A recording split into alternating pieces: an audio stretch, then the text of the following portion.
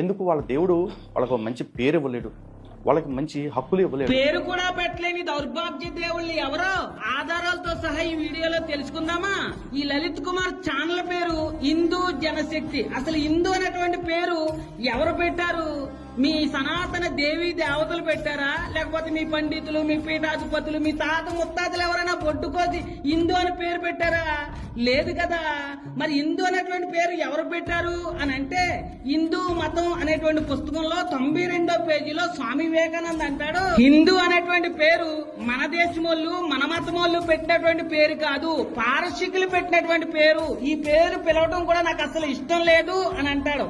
ఈ లలిత్ కుమార్ కరుణాకర్ గురువు అయినటువంటి సినజిఆర్ స్వామి అంటాడు, విగ్రహాలంటే ఇష్టం లేని వాళ్ళు, మన మతం అంటే ఇష్టం లేని వాళ్ళు అయినటువంటి బ్రిటిష్ వాళ్ళు పెట్టినటువంటి పేరు అని అంటాడు. అసలు ఈ పేరుకి అర్థం ఏంటి అని అంటే ఆయన అంటాడు, కాఫీర్, దౌర్భాగ్యుడు అనేటువంటి ఒక తిట్టు అని చెప్తాడు. ఈ సినజిఆర్ స్వామి చెప్పినట్టుగా ఎవడో తిట్టినటువంటి ఒక తిట్టిని మీ మతానికి పెట్టుకుని మెల్లో వేసుకుని నేను దౌర్భాగ్యుని అని చెప్పుకోవడానికి మీకు సిగ్గులేదా?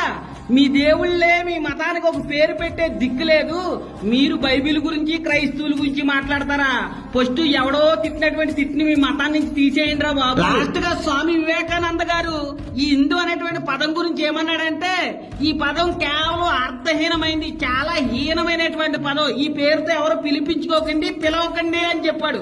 దీన్ని బట్టి లలిత్ కుమార్ గారికి ఉన్నటువంటి ఛానల్ పేరుకి అర్థం ఏంటంటే దౌర్భాగ్య జనశక్తి అని అర్థం. ఒరే దౌర్భాగ్యుడా, ఎవడో తిట్టినటువంటి తిట్ని నీ ఛానల్ కి పెట్టుకున్నావు, నీకు సిగ్గు శరం లేదేంట్రా దరిద్రుడా?